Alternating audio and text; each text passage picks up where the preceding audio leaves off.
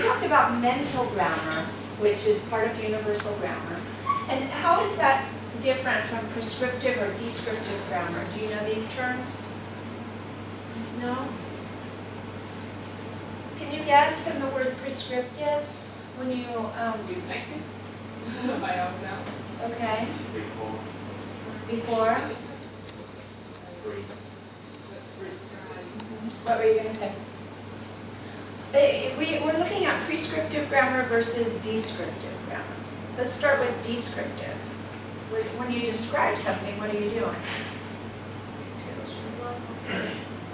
One of them is easy, but another is a kind that everyone agrees that they are not necessarily linguistic. Okay, which one is which? I don't know. You're on the right track. So descriptive grammar is when we describe what people use. So what people agree on, right? This is, we describe what goes on. Prescriptive grammar is what should be. So we say the rule beforehand. We say this is what you should do in English. So for example, according to prescriptive grammar, you should use whom when it's the object, right? You should say, the person whom I am speaking with is very intelligent. According to prescriptive grammar, that's how we should speak. However, if you go out into the real world, nobody uses whom anymore. It's very, very, very formal.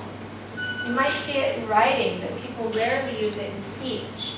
The people say, the person who I am speaking to is very intelligent, right? So that's descriptive grammar. That's what's really happening in the world. Prescriptive is what should be, okay?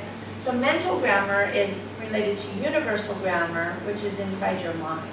So all different kinds of grammars. And what's pedagogical grammar? What's pedagogy? What does that mean? Teaching, right? So it's teaching grammar. It's the grammar that we use in the classroom. So maybe it's a little bit more simplified than prescriptive. Sometimes we change the rules a little bit, like when we're teaching relative clauses, we don't give all the exceptions at the beginning. We just teach a certain kind, and then we get into details. So maybe we change the rules a little bit or limit the rules a little bit in order to make it comprehensible to the students. So Chomsky came up with a new idea for grammar, and that was mental grammar. Okay. So we're good there?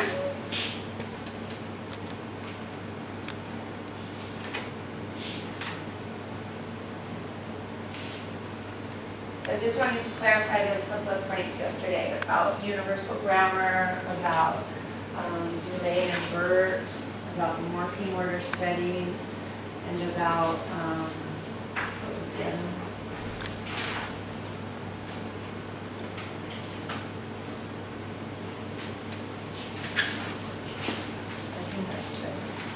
So looking at chapter 6, I also think that this book kind of has some strange titles for the chapters.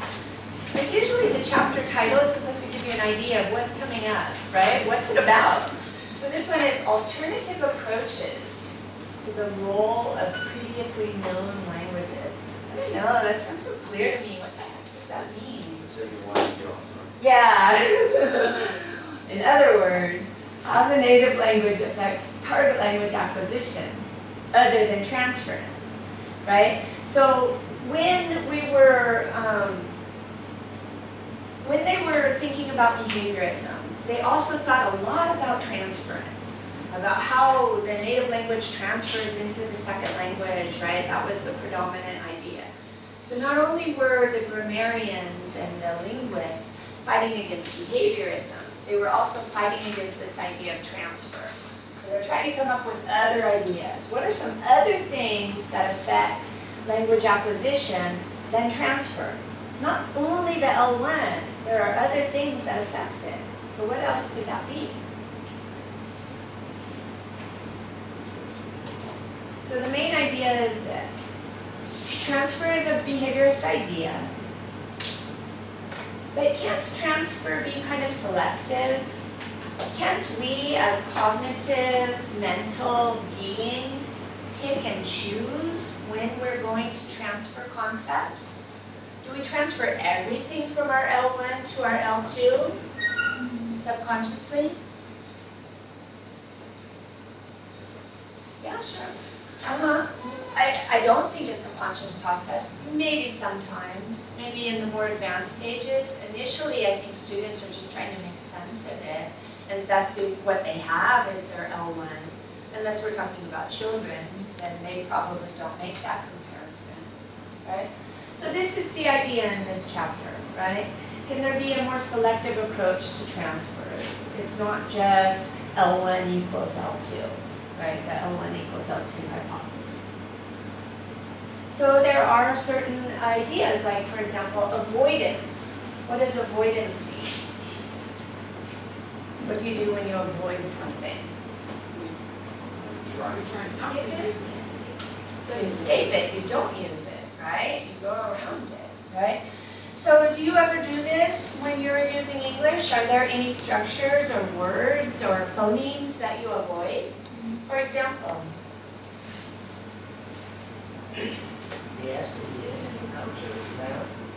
The S at the end after what? As or since. Uh-huh. After. After now. Why? It sounds similar.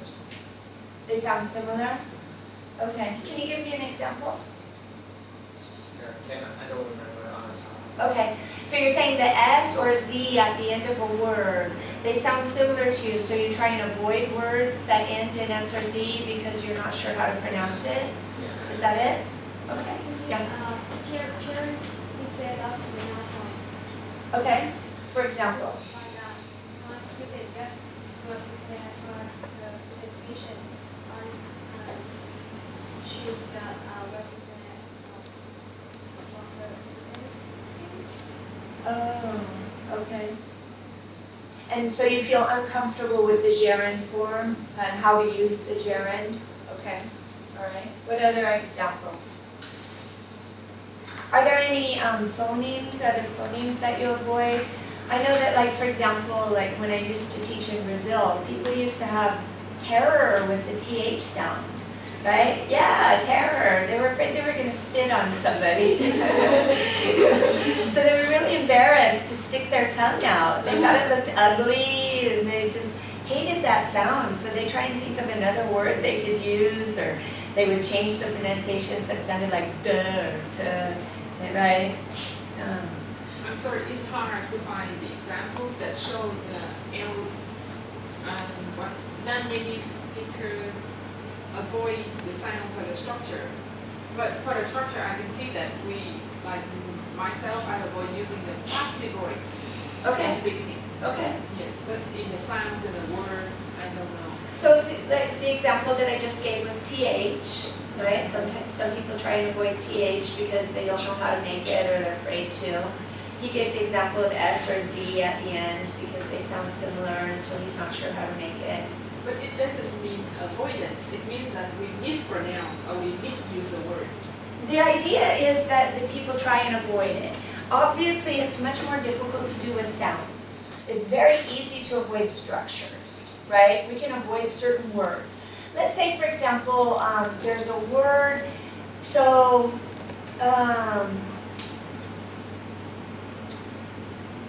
I'm trying to think of a specific example, but like I remember that in Portuguese, there would sometimes be a word that I would say that would be similar to a bad word, and I was afraid that my pronunciation was going to be the bad word. You know, like for example, the word beach, right, in English, right? So if people don't know how to make this long I sound, right, inevitably they're going to say a bad word. So they might be very embarrassed. And so instead of saying this, they'll say, I went to the sea, I went to the ocean, right? So they're avoiding making the sound because they don't know how to, they're afraid that they're going to say a bad word. So that's an example. Okay. Essentially, I want to share another experience with my children. I mean, my students who are teenagers, they like to say this word.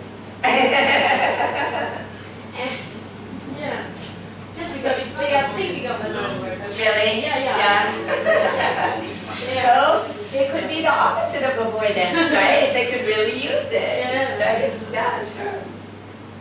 So the concept is that, we're not necessarily going to transfer everything from our L1 to our L2. There might be some things that we know in our L1 that we're not going to transfer because we want to avoid it for some reason, right? Either it's too difficult, we don't know how, it's embarrassing, something like that happens. So this is one idea, right, that affects the L2. It could be avoidance. Another idea with L1 is, does the L1 affect the rate of learning the L2? What's rate? Rate means? Okay. The speed, right? How fast do you learn the L2? So is there any way that your L1 can affect the speed of your L2 acquisition? Can it make it faster or slower? Close language or Exactly. Do you want to elaborate on that? so if I get, say, two languages have the same script, or maybe have similar sound, then they're easier to copy from one language to another. Okay. We talked about that yesterday, right? With Vietnamese having the same script as English, so that helps. Whereas if you're trying to learn Chinese or Russian, it's more difficult because you have to start with a new script. So there are certain things that we can transfer that will affect the rate, that can make the learning of the L2 faster or slower. Another example is cognates. Do you know what cognates are? They come from the same source. Okay. Can you give an example? Okay. All right. So say English and German have common languages. Okay. I'm not sure about this. All right. Somebody said something else. Did you say something? Yeah. So what it means is that the language came from the same source originally before it developed, right? So, for example, what are the Romance languages? Do you know? Romance. Yeah. Do you know the Romance languages?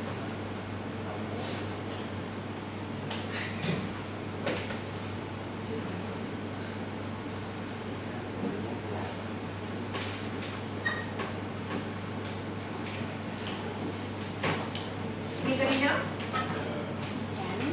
Italian. What else?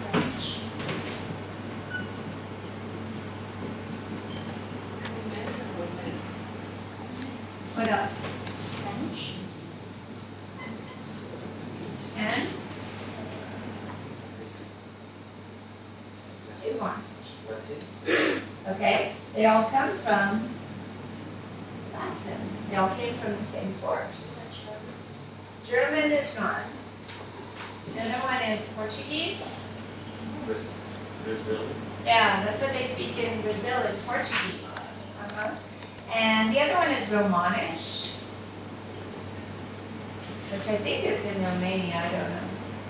But all of these languages derived from Latin. So therefore they have some similar roots. They have some words that are very, very, very similar. Like, for example, in the word good. In Italian it's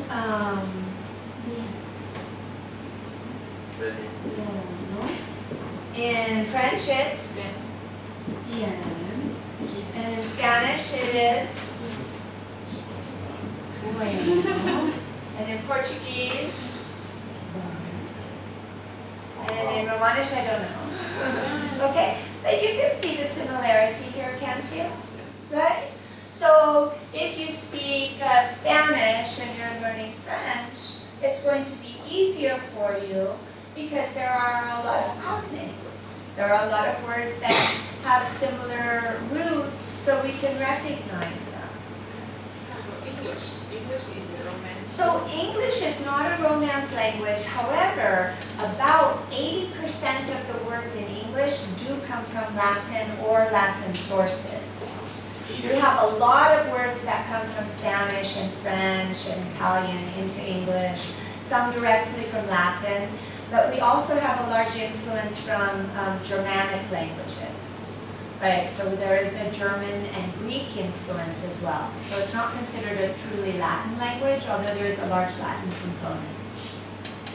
So in English, we can recognize some things. Like in English, so these are not Romance, right? We have good. And in German, what's the word for good?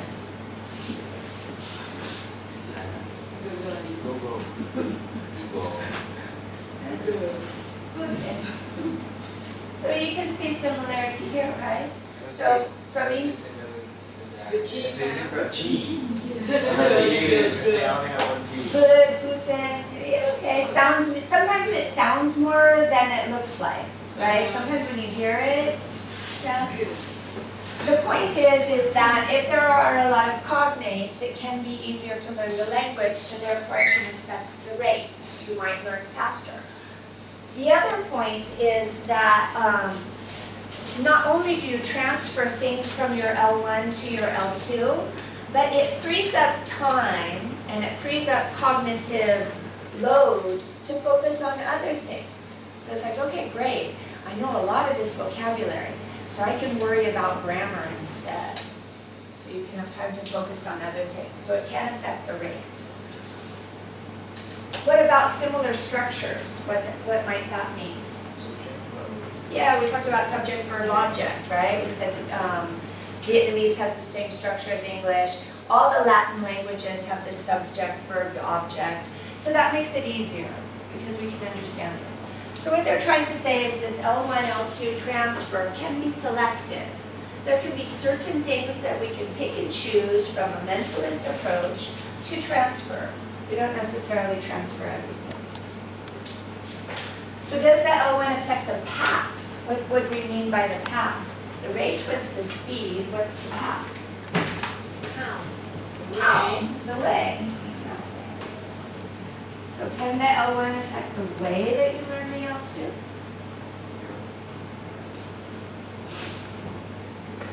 Like we just talked about the different grammar structures, right? So if the grammar structures are similar, it can affect the path because there are certain things that you'll recognize right away, make it really easy. Some structures might be more difficult to learn. Yesterday we learned that just because it's different doesn't necessarily mean that it's more difficult, right? This was kind of a very basic concept, and we saw that the logic was flawed because different is a linguistic concept, whereas difficulty is a psychological concept. So sometimes it's very different, however, it's really easy. So that doesn't mean that it's going to be difficult just because it's different.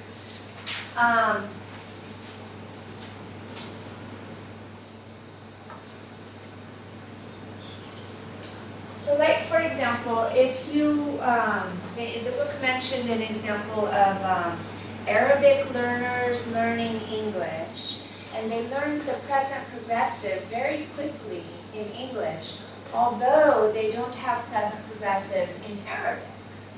And they think that the reason for this is the frequency that we use present progressive in English. So it's so common, you hear it all the time.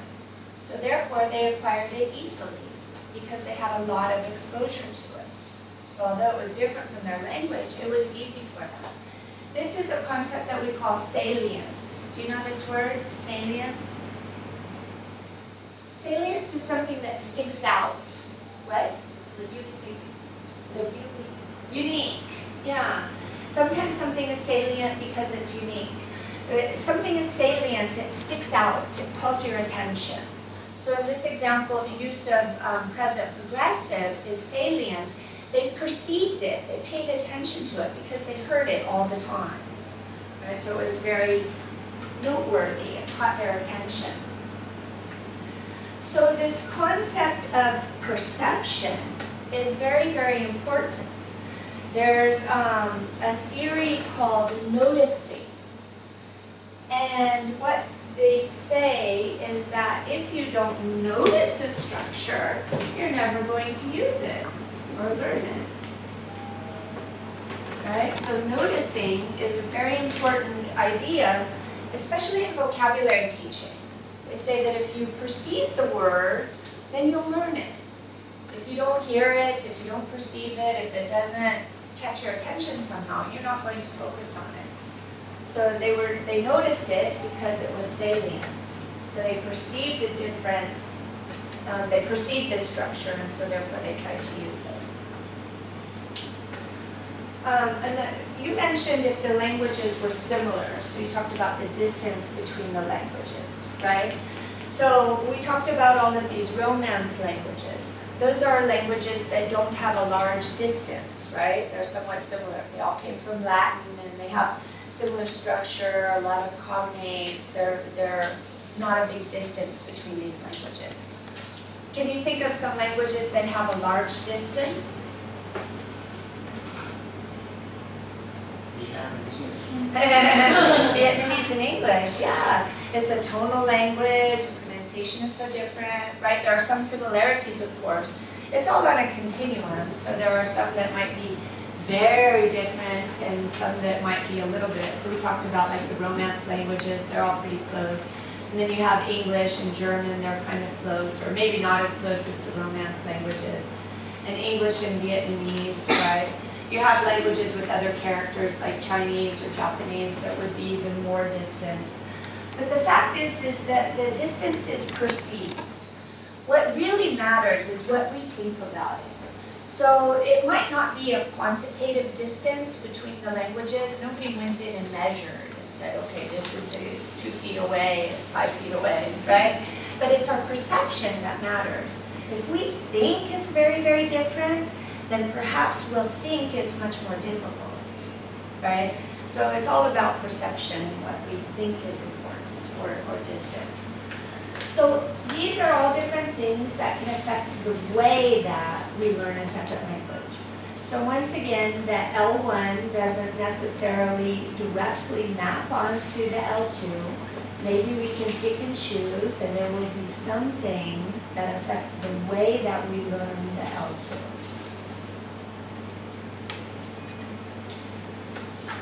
So they talk about 3 interacting factors that determine transfer.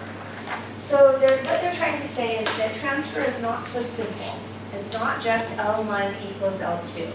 There are 3 different factors that come into play when we talk about transfer. And these 3 factors interact. So whenever we have more variables that interact with each other, it makes the situation more and more complex. It's not just a binary, simple transfer. So the first one is how the learner organizes the native language in their mind. So like, for example, if they think that some things are very, very unique to their language, then they might not transfer that onto the L2. Let's say, for example, there's, do you know the word collocation? Yeah, you're familiar with that? So can you think of a collocation in English? Can you give me an example?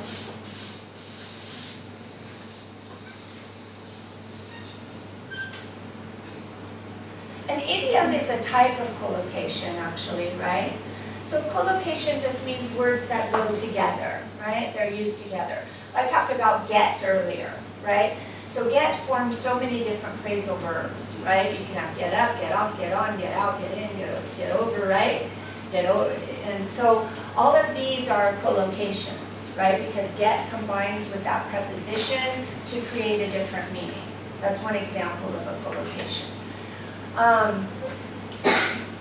And an idiom is usually an expression that's also a collocation, right? It's a set of words that come together in a specific order and has a specific meaning, usually different from the obvious meaning, from the literal meaning.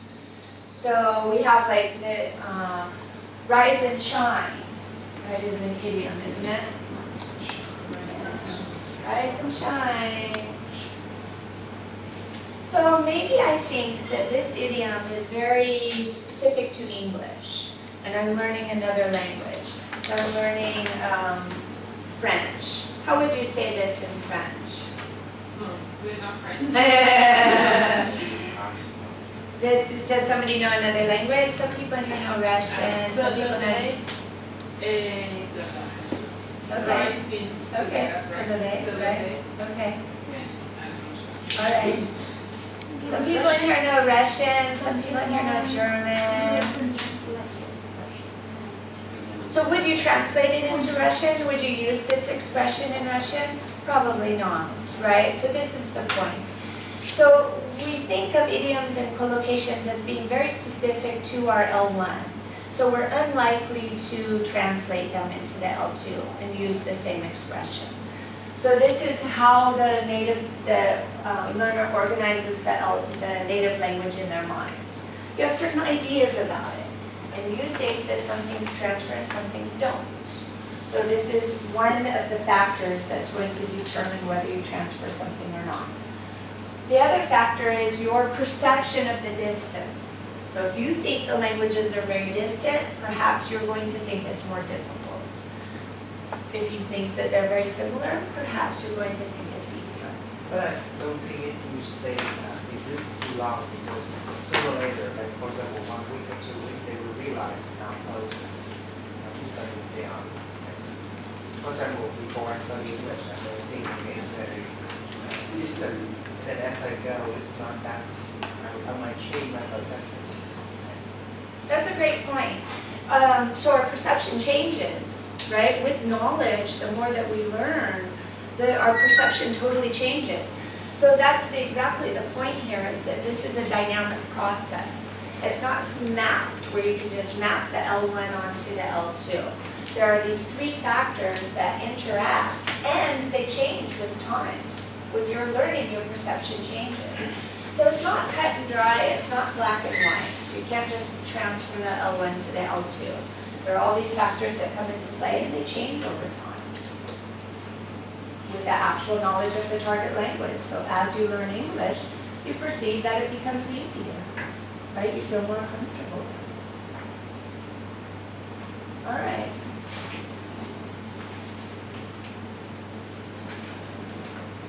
Do you guys have any questions about chapter 6?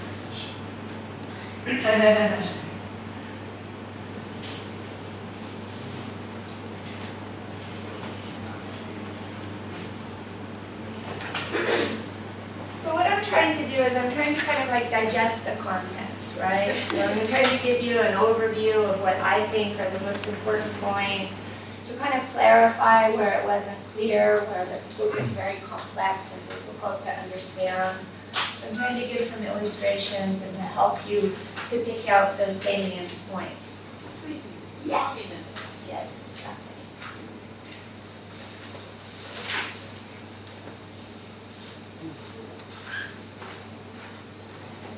So,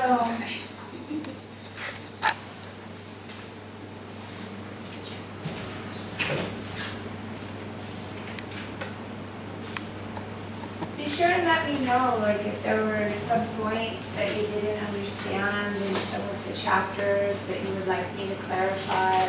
Right? I'm here for you, so whatever you want me to do, I can do. Right?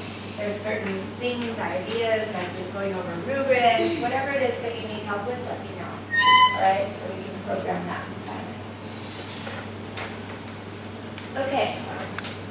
So, formal approaches to SLA. In other words, the influence of linguistics on SLA. What the heck does that mean, the formal approaches, right? I had to read the whole chapter before I could understand what the title meant. So that to me was not very clear. So yeah, by formal approaches, they meant the influence of linguistics. And once again, who's our buddy in linguistics?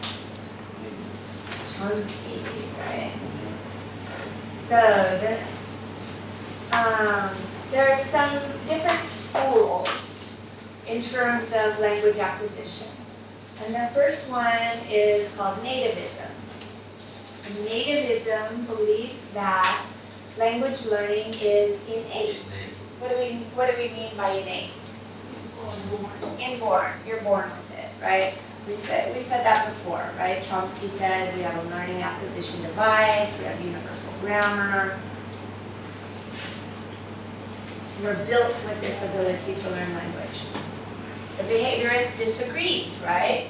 They thought that we learned it by repetition, by repeating what we saw in our environment. But they said, no. You're born with this ability. There's two different kinds of nativism, general and special. In general nativism, they don't really talk about a universal grammar or a language acquisition device. They don't talk about a specific mechanism. I mean, where is the lab in your brain? Have we found that? Is it next to the amygdala or the cerebellum? Where is it? So we have found certain areas that are useful for language production, right? There's Broca's area. There's certain areas that we found in the brain that are affected by speech. If somebody has a stroke and that part of the brain no longer works, sometimes they have difficulty with speech afterwards. But the LAD we haven't found, right? So this is just a theory. It's a hypothesis and it's abstract. So the general nativism thinks that yes, it is innate. However, there's no specific device in the brain that allows us to learn language. Whereas special nativism say that there's something special dedicated to language learning that's not available for other things. So there's something that's specifically for language acquisition in our mind. It's only used for that. It's not used for other cognitive processes. We can't use the lab for learning math. So this is the difference. So this is a very important point that the book did not mention, that I think is important to know. So Chomsky talked about what he calls transformational generative grammar. And what's interesting about this, and this is like his key point in his argument with the behaviorists, where he said that it's not just a question of repetition. We don't just repeat what we hear. We have a certain set amount of input that we receive from our environment. And there's X number of words in the language that we're being exposed to. However, we have an infinite possibility in terms of our creation with that language. We can express so many ideas and write poetry and plays and novels and movies and come up with so many creative things with the language based on this finite group of our exposure to the language or what the language itself contains. So this is what he means by generative grammar. It transforms. You take these different words and you can make sentences with them. You change the form. You can change it to a gerund, or you can change it to the base form of the verb, and you can use it in different ways. So we generate new sentences based on what we have the tools of the language that we have to use and manipulate.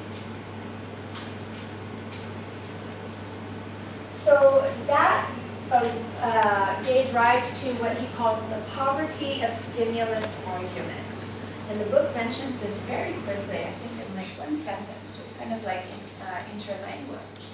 So poverty of stimulus argument, what that says is that children don't receive all of this input, of all of the possibilities, of all of these combinations that we can make with the words in a language. They receive a very limited amount of input, actually. But with this limited amount of input, they're able to create an infinite number of production of sentences. So there's a poverty of stimulus. There's very little input that they receive, actually, for the great amount of variety that they're able to produce. Any questions? Clear at first point, creating language progression makes infinite use of finite means. So finite is a restricted set, right? language itself is finite in terms of the number of words that we have. Of course, we can add words to a language, right? We borrow words, we create new words. That does happen with time. But let's say, just for example, a child learning a language. There's only so many words that they have available to them. With this finite set, as they grow and develop and mature, they're able to make an infinite number of combinations of sentences. So, did Chomsky use a graph that shows the child's vocabulary developed from 1 to 2 years old to prove his argument? Good question. Did he use a graph to show the input that the child receives and the amount of production that they're able to produce based on that? Not that I'm aware of, but I believe that there have been studies done to show that. I'm sure that there are studies that show these creative responses that children come up with. Chomsky himself, I don't know that he did a lot of experimenting with it and observation. His work is more theoretical. And so he has, he'll give certain examples of sentences, and he'll show how, look, when a child is only exposed to this, then they can come up with this, but he'll give examples. I've never seen a graph, but I would imagine that other people have done studies to work with his theory. Because his theory is what remains, right? We still follow this, we still believe in this, whereas with behaviorism, we've kind of left it aside because the evidence hasn't supported it. So there is evidence to support that this seems to be true. Any other questions here?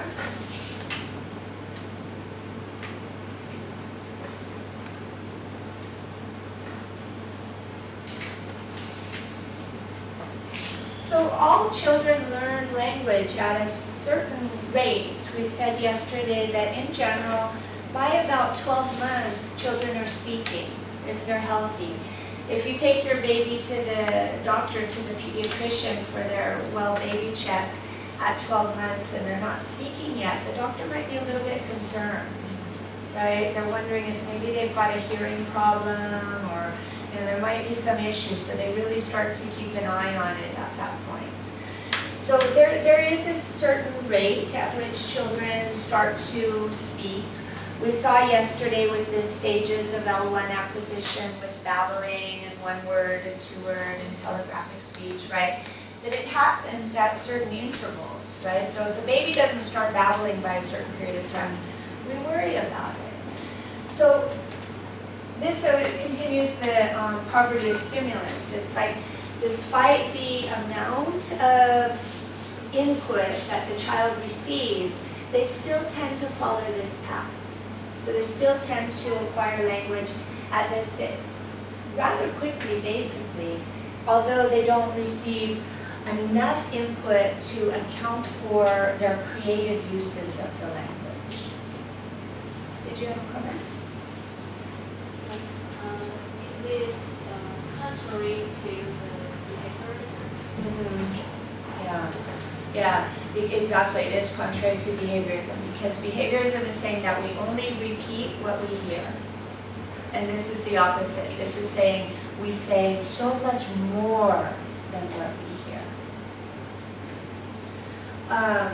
So there's two different names for this. You can call the poverty of stimulus argument also the logical problem of acquisition.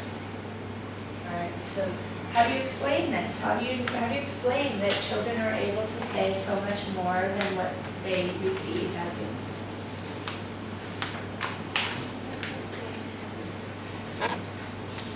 Do you agree with this? Yes. Doesn't it make sense? I mean, how many of you have children?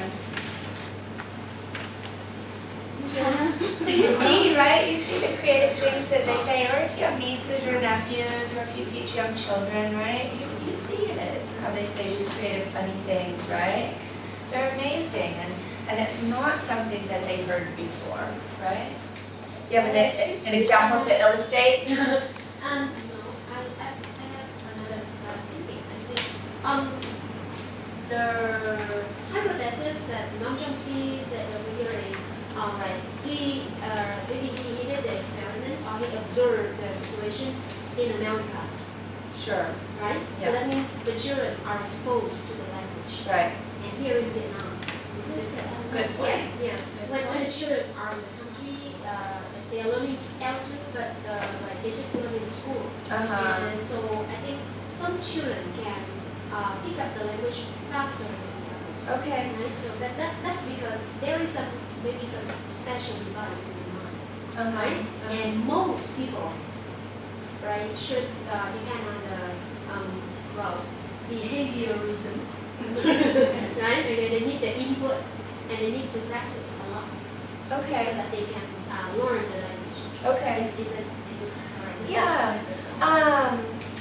Certainly in a foreign language setting, people are going to receive much less input.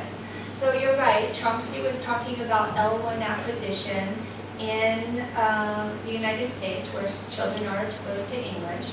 And so he's saying that they receive very little input for what they produce. In a foreign language setting, they're receiving even less input, right? So basically, we need to make an effort to give them more and more input. Obviously, the more input somebody has, the more they have to work with. So what we're saying is that even though children have very little input, they're still able to acquire a language. In a foreign language, they receive even less input, so we still need to give them more. The more input they have, the more they'll be able to produce.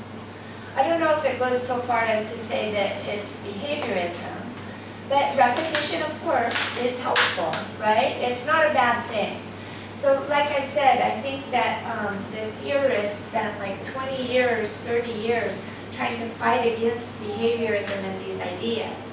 Well, it took us until like the 1990s or even the 2000s to go back and say, no, actually, behaviorism is not all that bad. We can take some ideas from it. It's got some beneficial things that are helpful. There was the audiolingual method also in the 60s, right, that also used behaviorism. So when you did the methods course, I don't know if you talked about this, but they talk about the pendulum, right, and the swinging pendulum with the different methods. So what was the very first method of language teaching? Way back in the 1800s, long, long time ago. People very first started learning other languages. Grammar translation method, right? People, educated people wanted to learn a language, to be able to read in that other language, so they would study the grammar. Basically, it was for reading. They wanted to read books in that language. They didn't necessarily want it for conversation, so they used a lot of grammar translation to be able to read. And then we went to another method. What was it? Remember the days. I just remember only one word, CPR. That's all. That's CPR? Yeah, the Yeah. one we are using today, right? Yeah, sure, sure. But before that, okay. Okay, so Physical response. right. So let's just skip a few centuries and we'll go to the communicative approach, right? So what's the communicative approach? Learner should communicate with people to practice language instead of learning in class. Okay, the focus is on communication.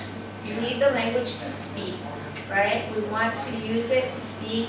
So therefore you need to practice speaking if that's what you want the language for. If you want the language for reading text, okay, grammar translation might work. But if you want it for speaking, you better communicate in it, right? Which is totally different from grammar translation. In the very beginning of the communicative approach in the early 1980s, they didn't teach grammar. You only learned grammar in context. They would just say, oh, they'll pick it up like a child does. Children we don't teach our babies grammar, right? They learn it in school when they're 6 or 7, but when they're 2 or 3, we don't teach them grammar.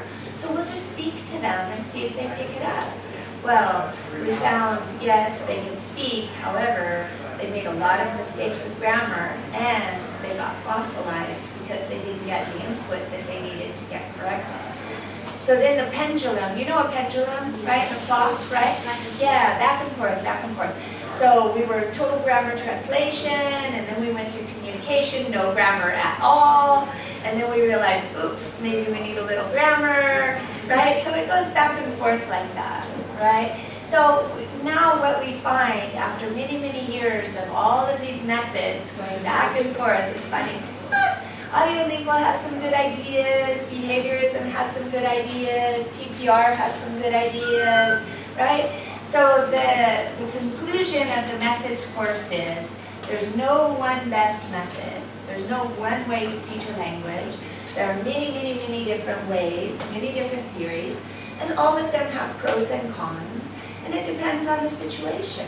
It depends on your goals. Why do you want the language? Do you want it for speaking, or do you want it for reading, or do you want it for travel, or for making friends?